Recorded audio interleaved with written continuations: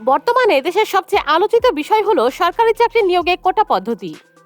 প্রথম ও দ্বিতীয় শ্রেণীর সরকারি চাকরি নিয়োগে 30% মুক্তিযোদ্ধা কোটা সহ মোট 56% নিয়োগ হয় কোটা থেকে, বাকি 44% নিয়োগ দেওয়া হয় সাধারণ চাকরি প্রার্থীদের মধ্য থেকে। তার মানে এইসব নিয়োগে প্রকৃত মেধাবীরাই সংখ্যালঘু হয়ে আছে। 56% কোটার মধ্যে নারী কোটা 10%, জেলা কোটা 10%, উপজাতি কোটা 5% এবং প্রতিবন্ধী কোটা 1% নিয়ে মোট 26%। অন্যদিকে শুধু মুক্তিযোদ্ধা কোটাই 30%। সে কারণে সরকারি চাকরি নিয়োগের এই মুক্তিযোদ্ধা কোটা নিয়ে দীর্ঘদিন থেকে এ ধরনের অসন্তোষ বিরাজ করছিল। অভিযোগ আছে বাংলাদেশে এত কোটা থাকার কারণে কম যোগ্যতা সম্পন্ন প্রার্থীদেরই বেশি চাকরি হচ্ছে। বিশ্বের অন্যান্য দেশেও কোটা পদ্ধতি রয়েছে, তবে কোনো দেশেই বাংলাদেশের মতো মেধাবীদের তুলনায় কোটাধারীরা সংখ্যাগরিষ্ঠ নয়। আর্থসামাজিক বৈষম্য দূর করার জন্য যে কোটা ব্যবস্থা প্রবর্তন করা হয়েছিল সেটি এখন বৈষম্যের কারণ হয়ে উঠেছে বলে মনে করেন বিশেষজ্ঞরা।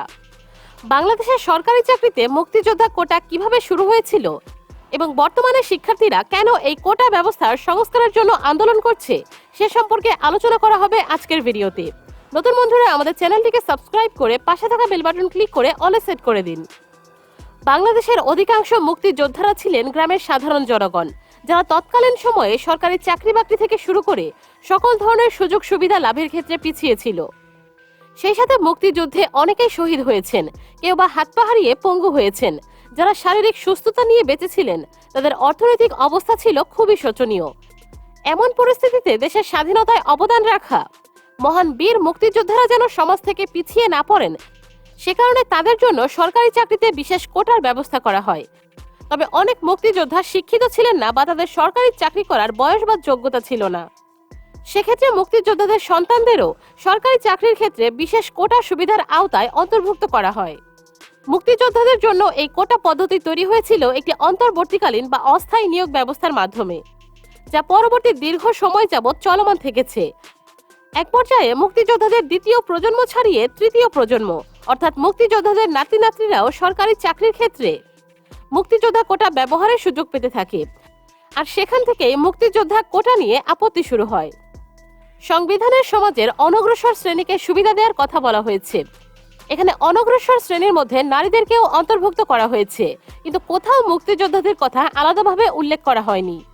কারণ সকল মুক্তিযোদ্ধাই হতদরিদ্র বা গ্রামের পিছিয়ে পড়া জনগণ ছিলেন না। অনেক শহরে এবং ধনীরাও মুক্তিযুদ্ধে অংশগ্রহণ করেছেন। সে কারণে মুক্তিযোদ্ধাদেরকে এক বাক্যে অনগ্রসর বা পিছিয়ে পড়া জনগোষ্ঠী হিসেবে উল্লেখ করার কোনো সুযোগ ছিল না। বাংলাদেশে দীর্ঘদিন পর্যন্ত প্রথম ও দ্বিতীয় শ্রেণীর সরকারি চাকরিতে 56% কোটা প্রচলিত ছিল। সেই সাথে তৃতীয় ও চতুর্থ শ্রেণীর চাকরিতে নিয়োগের ক্ষেত্রে রয়েছে আনসার ও প্রতিরক্ষা সদস্য কোটা। সরকারি প্রাথমিক বিদ্যালয়ে সরকারি শিক্ষক নিয়োগে রয়েছে 50% নারী কোটা। সব মিলিয়ে এত কোটার ছড়াছড়িতে প্রকৃত মেধাবী এবং যোগ্য প্রার্থীরা বঞ্চিত হচ্ছিল। এর ফলে 2018 সালে বিভিন্ন বিশ্ববিদ্যালয়ের শিক্ষার্থীরা কোটা সংস্কারের দাবিতে কোটা বিরোধী আন্দোলন শুরু করে। শিক্ষার্থীদের দাবি ছিল কোটা 56% থেকে নামিয়ে 10% করা হোক। বিশ্ববিদ্যালয়ের শিক্ষার্থীদের দাবির মুখে 2018 সালে জনপ্রশাসন মন্ত্রণালয় একটি পরিপত্র জারির মাধ্যমে পুরো কোটা পদ্ধতি বাতিল করে দিয়েছিল। কিন্তু 2021 সালে কয়েকজন মুক্তিযোদ্ধার সন্তান 30% মুক্তিযোদ্ধা কোটা ফিরে পাওয়ার জন্য উচ্চ আদালতে রিট করেন। তারই প্রেক্ষিতে হাইকোর্ট 2024 সালের জুন মাসের 5 তারিখে মুক্তিযোদ্ধা কোটা বাতিলের সরকারি সিদ্ধান্তকে অবৈধ ঘোষণা করে রায় দেয়। এর মাধ্যমে প্রথম ও দ্বিতীয় শ্রেণীর সরকারি চাকরিতে 30% মুক্তিযোদ্ধা কোটা আবারও পূর্ণবহাল হয়ে যায়। হাইকোর্টের ওই রায়ের পর থেকেই তা বাতিলের দাবিতে শিক্ষার্থীরা আন্দোলন করছেন। কিছুদিন আন্দোলন চলার পর কুরবানিদের কারণে 29 জুন পর্যন্ত আন্দোলন স্থগিত রাখেন শিক্ষার্থীরা। এরপর গত 30 জুন থেকে ফের আন্দোলন শুরু হয় এবং 2024 সালের 1 জুলাই থেকে কোটা সংস্কারের এই আন্দোলন দেশব্যাপী ছড়িয়ে পড়ে। আন্দোলনের শুরুর দিকে শিক্ষার্থীরা 4 দফা দাবির কথা বললেও এখন তারা সেটিকে এক দফায় নিয়ে এসেছে। সেই এক দফা দাবি হলো গ্রেডের সকল অযৌক্তিক এবং বৈষম্যমূলক কোটা বাতিল করে সংবিধানে উল্লেখিত অনগ্রসর জনগোষ্ঠীর জন্য কোটাকে ন্যূনতম মাত্রায় এনে সংসদে আইন পাশ করতে হবে। তার মানে শিক্ষার্থীদের মূল কথা হলো কোটা সংস্কার করে 5 থেকে 10% নিয়ে আসতে হবে। সরকারি চাকরিতে নিয়োগের ক্ষেত্রে কোটার সমস্যা তীব্র আকার ধারণ করা এবং পরবর্তীতে সম্পূর্ণ কোটা ব্যবস্থা বাতিল করে দেওয়ার পেছনে সরকারের সুবিবেচনার অভাব রয়েছে বলে মনে করছেন বিশ্লেষকরা। প্রথম যখন সরকারি চাকরিতে কোটা ক্রমবর্ধমান হারে বাড়িয়ে 56% নিয়ে যাওয়া হয়, সেটি ছিল আবেগতাড়িত এবং একতরফা সিদ্ধান্ত। অন্যদিকে বাতিলের ক্ষেত্রেও কোটা ব্যবস্থার সংস্কার না করে সরকার এক প্রকার জেদের বশে সকল কোটা বাতিল করে দেয়। কোটার বিরুদ্ধে যারা আন্দোলন করেছিল তারাও কোটা ব্যবস্থা পুরোপুরি বাতিল করার দাবি করেনি। বাংলাদেশ সাধারণ ছাত্র অধিকার সংরক্ষণ পরিষদের ব্যানারে যে 5টি বিষয়ে কোটা সংস্কারের দাবিতে আন্দোলন চলে, সেগুলোর অন্যতম ছিল মুক্তিযোদ্ধা কোটা সংস্কার। আন্দোলনকারীরা চেয়েছিল 56% কোটার মধ্যে যে 30% মুক্তিযোদ্ধাদের জন্য বরাদ্দ, সেটিকে কমিয়ে 10% নামিয়ে আনা হোক। কিন্তু তাদের সেই আন্দোলনের মূল বক্তব্য সরকার মনোযোগ দিয়ে না শুনে সকল কোটা বাতিল করে দেয়, যার মধ্য দিয়ে শুরু হয় নতুন আরেক সংকট। তখন যদি ছাত্রদের দাবি অনুযায়ী কোটা ব্যবস্থার সংস্কার করা হতো, তাহলে মুক্তিযোদ্ধার সন্তানদের আপত্তির সূত্র ধরে নতুন করে আর কোনো কোটা বিরোধী আন্দোলন তৈরি হতো না। বাংলাদেশের জনপ্রশাসন ব্যবস্থার সংস্কারের লক্ষ্যে অতীতে বাংলাদেশ সরকার 3টি পাবলিক অ্যাডমিনিস্ট্রেশন রিফর্মস কমিশন স্থাপন করেছিল। 3টি কমিশনই সুস্পষ্টভাবে বলেছিল যে কোটা একেবারেই তুলে দেওয়া উচিত। তবে হঠাৎ করে কোটা ব্যবস্থা পুরোপুরি তুলে দিলেও তা নিয়েও সমস্যা দেখা দিতে পারে বলে মত দিয়েছিলেন কোনো কোনো বিশেষজ্ঞ।